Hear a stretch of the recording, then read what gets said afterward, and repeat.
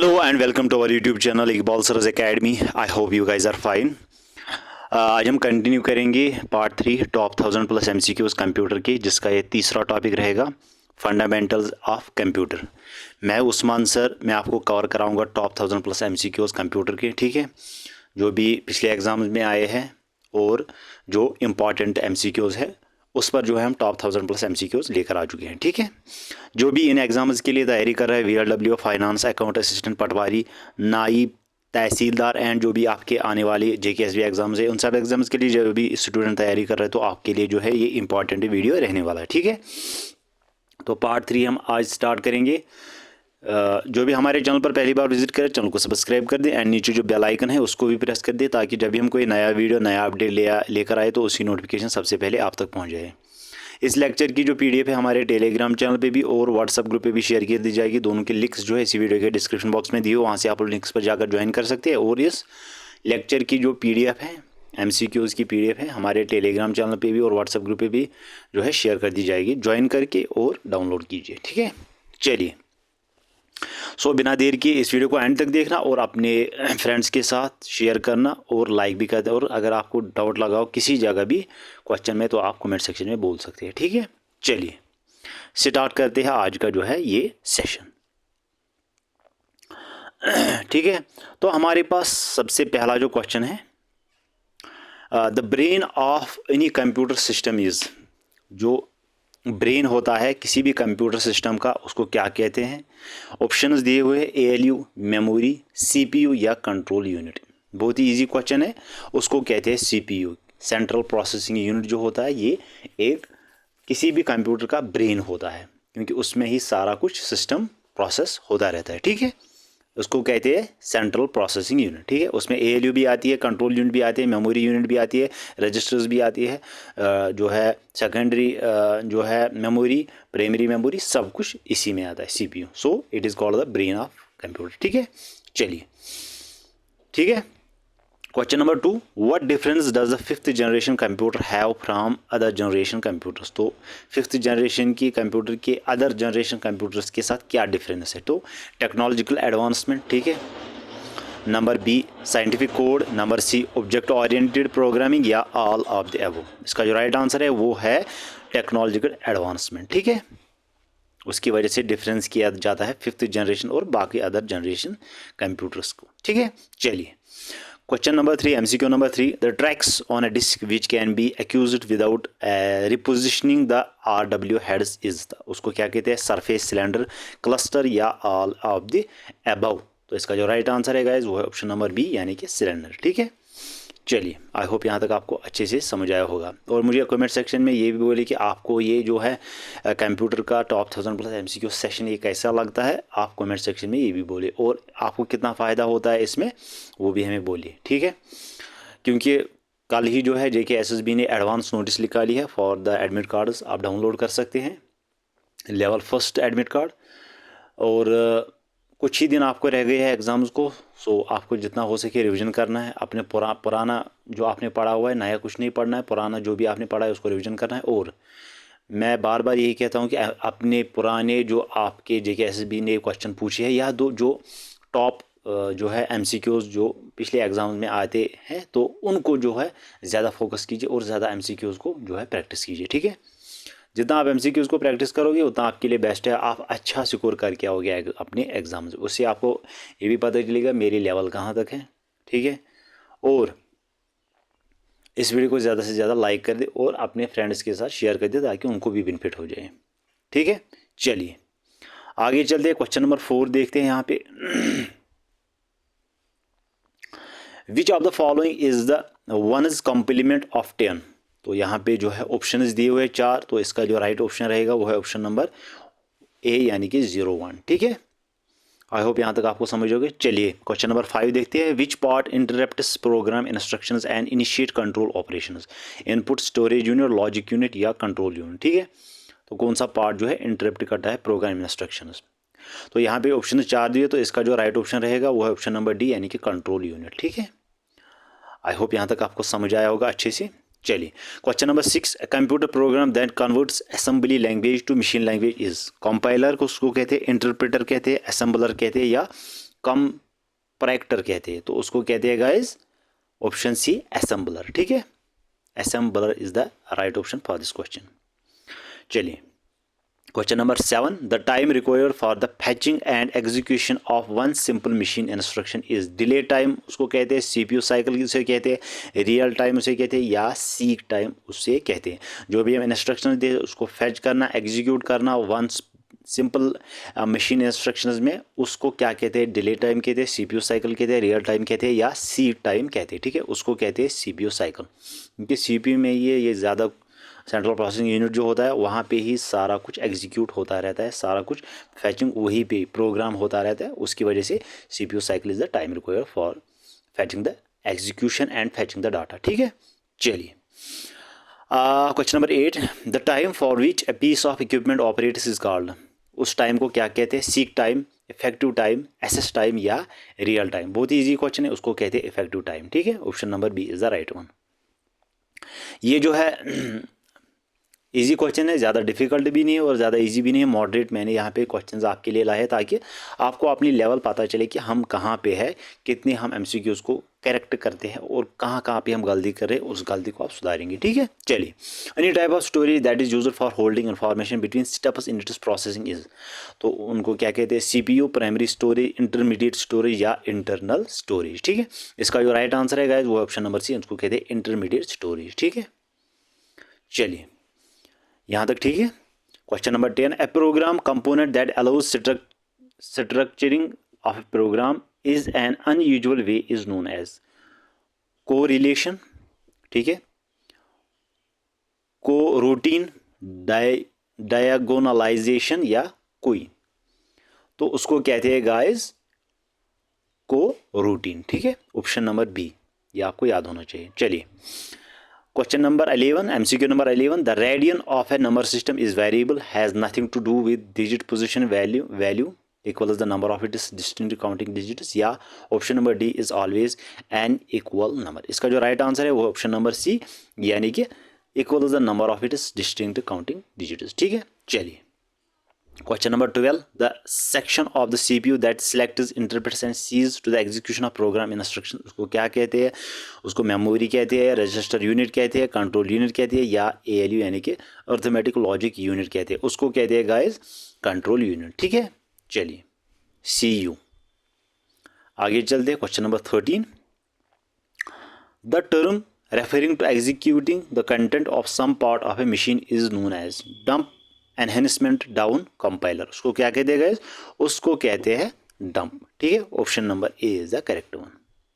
चलिए question number 14, a single packet on a data link is known as, उसको path कहते हैं, frame कहते हैं, ब्लॉक कहते हैं, या उसको ऑप्शन नंबर डी ग्रुप। यहाँ पे 4 ऑप्शन दिए, करेक्ट वन आपको चूज करना है, so B is the correct one, यानी कि फ्रेम। ठीक है, ये एक सिंगल पैकेट डाटा लिंक होती है जिसको कहते हैं फ्रेम। चलिए question number 15, the examination and changing of single bits or small groups of bits within a word is called bit byte, bit manipulation, या bit slice, उसको कहते हैं गाइस bit manipulation। ठीक है, चलिए option number C is the correct one. चलिए यहाँ तक ठीक है। Question number 16, the symbols used in an assembly language are, उसको कोड्स कहते हैं, मिनिमोनिक्स कहते हैं, असेंबलर कहते हैं, या ऑल ऑफ द वो, ये तीनों, उसको कहते हैं गाइस ऑप्शन नंबर बी, यानी कि मिनिमोनिक्स। ठीक है, चलिए आगे चलते हैं। The average time necessary for the correct sector of a disk to arrive at a read write head is down time, seek time, rotational delay, या एसएस टाइम उसको कहते हैं, सो उसको कहते हैं रोटेशनल डिले। ठीक है, option number C is the correct one. चलिए ASC second stands for ASCII stands for American Standard Code for Information Interchange, All-Purpose Scientific Code for Information Interchange, American Security Code for Information Interchange, या option number D American Scientific Code for Information Interchange। ठीक है, तो इसका जो right answer रहेगा वो है option number A, यानी कि American standard code for information interchange. ठीक है, option number A is the correct one. चलिए question number 19, which device of computer operators dispenses with the use of the keyboard, joystick, light pen कहते हैं उसको, mouse, या touch. ठीक है, option number C is the correct one, यानी कि mouse. ठीक है,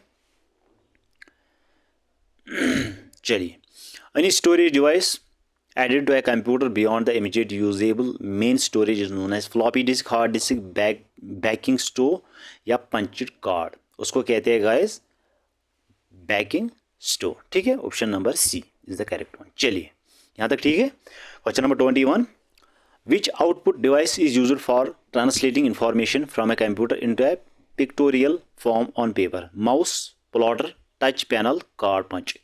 बहुत ही इजी क्वेश्चन है, आना चाहिए आपको।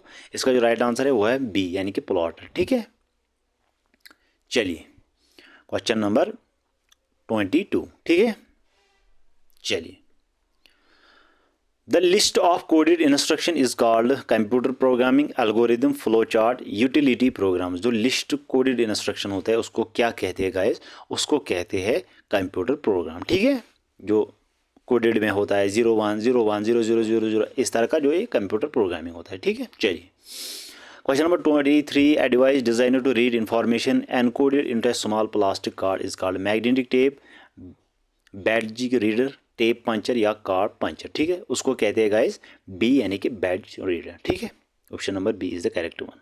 चलिए, a group of magnetic tapes, videos और terminals usually under the control of one master is called, उसको क्या कहते हैं? सिलेंडर, क्लस्टर, सरफेस या ट्रैक। ठीक है, इसका जो राइट आंसर है वो है सिलेंडर, यानी कि option number A. I hope यहाँ तक आपको अच्छे से समझ आया होगा। Question number 25, the first generation of computers available was based on dash bit micro processor, 4 bit, 8 bit, 16 bit या 64 बिट। किस पे जो है अवेलेबल बेस किया जाता था? तो ऑप्शन नंबर बी, यानी कि 8 बिट। ठीक है, option number B is the correct one, 8। चलिए question number 26, the complete picture of data store in database is known as record, schema, system flow chart या DBMS। तो इसका जो राइट आंसर है गाइस वो है चीमा, ऑप्शन नंबर बी। चलिए question number 27, which is a unit representing the no bits of discrete, baud, byte, bit, all of the above. तो इसका जो राइट आंसर है गाइस वो है ऑप्शन नंबर ए। ठीक है, चलिए यहाँ तक आपको अच्छे से समझ आया होगा।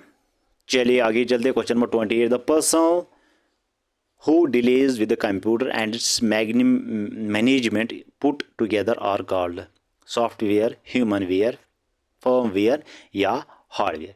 इसका जो राइट आंसर है वो है ऑप्शन नंबर बी, यानी कि ह्यूमनवेयर। ठीक है, चलिए question number 29, compilers and interpreters are themselves high level language codes programs या निमोनिक्स। तो इसका जो राइट आंसर है वो है ऑप्शन नंबर सी, यानी कि प्रोग्राम्स। ठीक है, जो कंपाइल करता है और इंटरप्रेट करता है देमसेल्व्स को, उसको कहते हैं प्रोग्राम। ठीक है, वो CPU के अंदर ही होता है, वहाँ पे प्रोग्राम होता रहता है। ठीक है, चलिए, compression of digital data for efficient storage is buffer, CPU, packing, field. इसका जो राइट आंसर है वो ऑप्शन नंबर सी, यानी कि पैकिंग। ठीक है, चलिए यहाँ तक आपको अच्छे से समझ आएगा। चलिए question number 31, a memory that holds micro programs is core memory, ROM, RAM, control memory। इसका जो राइट आंसर है गाइस वो ऑप्शन नंबर बी, यानी कि ROM, रीड ओनली मेमोरी। ठीक है, ये भी आपको याद होना चाहिए, इस पर भी ये कैसे भी क्वेश्चन पूछ सकता है। Question number 32, the organisation and interconnection of the various components of a computer system is architecture, networks, graphics, designing. इसका जो राइट आंसर है वो ऑप्शन नंबर ए, यानी कि आर्किटेक्चर। ठीक है, चलिए आगे चलते हैं, क्वेश्चन नंबर 33 देखते हैं, विच of the following is the coding of A data so that it can not be easily understood if intercepted, barcode, decoder, encryption या निमोनिक्स। इसका जो राइट आंसर है गाइस वो है ऑप्शन नंबर सी, इनक्रिप्शन। ठीक है, चलिए option number C is the correct one. चलिए आगे चलते हैं, क्वेश्चन नंबर 34 देखते हैं, which network is a packet switching network, ring network, LAN, star network या एरोनेट। ठीक है, ऑप्शन 4 दिए, तो राइट ऑप्शन कौन सा है यहाँ पे? Option number D, ARPANET. ठीक है, चलिए option number D is the correct one. Question number 35, who is considered the father of mini computer and one of the founder fathers of the modern computer industry world wide. उसको क्या कहते हैं? उसका नाम क्या है? George Tate, Kenneth H Olsen, Seymour Cray या Blaise pascal? उसका नाम है गाइस केनेथ एच ओल्सन, ठीक है। ये फादर ऑफ मिनी कंप्यूटर्स इसको कहते हैं एंड ये फादर है मॉडर्न कंप्यूटर इंडस्ट्री का वर्ल्ड वाइड, ठीक है। ये आपको याद होना चाहिए, ठीक है। इस तरह भी JKS भी क्वेश्चन पूछ सकता है। Question number 36. Where have the program and data to be collected before the ALU and control unit of a computer can operate on it? Internal memory, secondary memory, microprocessor, magnetic tables। बहुत ही easy question है, ये आना चाहिए आपको। इसका जो right answer है वो है इंटरनल मेमोरी, ठीक है, option number A. Question number 37. Control unit of a digital computer is often called the clock, nerve center या ICs या all of the above। उसको क्या कहते हैं? उसको कहते हैं नर्व सेंटर, ठीक है। ये नर्व सेंटर मानी जाती है CU is called the nerve centre of a computer. Time duration which job is processed by the computer is, उसको कहते हैं delay time, real time, execution time या डाउन टाइम। तो बहुत ही इजी क्वेश्चन है, उसको कहते हैं एग्जीक्यूशन टाइम, क्योंकि वहाँ पे जो है हम जो इनपुट देते हैं वो वहाँ पे एग्जीक्यूट होता है और फेच होता है, उस जॉब को कहते हैं एग्जीक्यूशन टाइम, ठीक है। चलिए Question number 39. The software used to convert source program instructions to objects instruction is known as compiler, assembler, interpreter या language processor। Question number 39 का आंसर है ऑप्शन नंबर डी यानी कि लैंग्वेज प्रोसेसर, ठीक है। बहुत ही इजी क्वेश्चन है, ज़्यादा डिफिकल्ट भी नहीं है। Question number 40. An instruction that transfers program control to one or more possible paths is known as utility program, system software, broadband channel या option number D application program. इसका जो right answer है वो है option number C यानी कि broadband channel, ठीक है। क्वेश्चन नंबर 40 तक हमने कंप्लीट किया। क्वेश्चन नंबर 41 हमारे सामने। A dash is a simply an arrangement where multiple disk drivers appear as a single disk drive to the user। तो ऑप्शन है disk array, bunch of disk या disk pack. तो इसका जो right answer है guys वो option number B disk array, ठीक है। Disk array is the correct one. Question number 42. Which of the following holds data and processing instructions temporarily under the CPU needs it ROM, control unit, main memory, coprocessor chips. तो इसका जो right answer है वो option number सी, क्योंकि सबसे पहले जो है हम जब इनपुट देते हैं कोई डाटा वो सबसे पहले होल्ड करता है डाटा मेन मेमोरी, उसके बाद जो है ALU CU में प्रोसेस होता रहता है। सबसे पहले कहाँ पे होता है? सबसे पहले जब भी हम कोई डाटा इनपुट करते हैं तो वो मेन मेमोरी में सेव होता है, ठीक है। ये एक टेम्पोरेरी मेमोरी होती है, ये भी आपको याद होना चाहिए, ठीक है। चलिए question number 43. The language that is an input for statement translation is called assembly language, उसको कहते हैं सोर्स लैंग्वेज, उसको कहते हैं हाई लेवल लैंग्वेज, उसको कहते हैं या option number D object language, उसको कहते हैं सोर्स लैंग्वेज, ठीक है। Option number B is the correct one. Before a disk drive can access any sector record, a computer program has to provide the recorder's disk address. What information does this address specify? तो track number, sector number, surface number या all of the above. इसका जो right answer है guys वो option number D यानी कि all of the above, ये तीनों, ठीक है। चलिए आगे चलते हैं। Question number 45. A high speed device used in CPU for temporary storage during processing is called, उसको कहते हैं रजिस्टर, ए बस, ए डाटा बस या ऑल ऑफ द अबव। बहुत ही इजी क्वेश्चन है, ये आपको आना चाहिए। उसको कहते हैं रजिस्टर, ठीक है। ये एक हाई स्पीड डिवाइस जो है ये CPU के अंदर ही होता है। It is the part of CPU यानी कि सेंट्रल प्रोसेसिंग यूनिट। उसमें तीन पार्ट होते हैं, ALU, CU एंड रजिस्टर्स। चलिए the memory which is ultraviolet light erasable and electrically programmable is ROM, PROM, RAM या EPROM। तो इसका जो राइट आंसर है वो है ऑप्शन नंबर डी EPROM, ठीक है। आई होप यहाँ तक आपको अच्छे से समझ आया होगा। चलिए question number 47. A hashing scheme is used with sequential file organization, directed file organization, indexed sequential file organization या partitioned file organization, ठीक है। तो इसका जो राइट आंसर है गाइज वो है ऑप्शन नंबर बी यानी कि direct file organisation. Option number B is the correct one, ठीक है। आई होप यहाँ तक आपको अच्छे से समझ आएगा। Question number 48. Direct file organisation is the correct one, ठीक है। So the time taken for the read write head to move the correct track on the magnetic disk is called. तो यहाँ पे ऑप्शंस दिए, तो इसका जो राइट आंसर है गाइज वो है ऑप्शन नंबर सी, उसको कहते हैं सीक टाइम, ठीक है। Question number 49. Computer operates right computer programs for specific problems. Operate the device which input and output data from the computer. Normally require a college degree in computer science या all of the above. So इसका जो right answer है वो है operate the device which input and output data from the computer. ठीक है, चलिए question number 50 and our last question. ठीक है, why is the width of a data bus so important to the processing speed of a computer? Because the narrower it is, the greater the computer's processing speed. The wider it is, more data can fit into main memory. The wider it is, the greater the computer's processing speed. या the wider it is, the slower the computer's processing speed. तो इसका जो right answer है option number C, the wider it is, the greater computer's processing speed. ठीक है, I hope आपको सारे MCQ समझ आए होंगे. ठीक है, और आई होप आपको ये सारे जो है MCQs का आपने राइट ऑप्शन दिया होगा. और इस वीडियो को ज़्यादा से ज़्यादा लाइक कर दे और अपने फ्रेंड्स के साथ शेयर कर दे. और मुझे कमेंट सेक्शन में बताइए आपको सेशन आपको कैसा लगा. कमेंट सेक्शन में ज़रूर बताना. डाउट आपको किसी जगह को वो भी हमें बताना, वो हम अगले वीडियो में फिर कवर अप करेंगे. ठीक है, इस वीडियो को ज़्यादा से ज़्यादा लाइक कर दे, शेयर कर दे, एंड चैनल पर पहली बार विजिट कर चैनल को सब्सक्राइब कर दे. हम मिलते हैं अगले वीडियो में अगले अपडेट में. तब तक के लिए आप बहुत सारा ख्याल रखिएगा. Thank you and take care.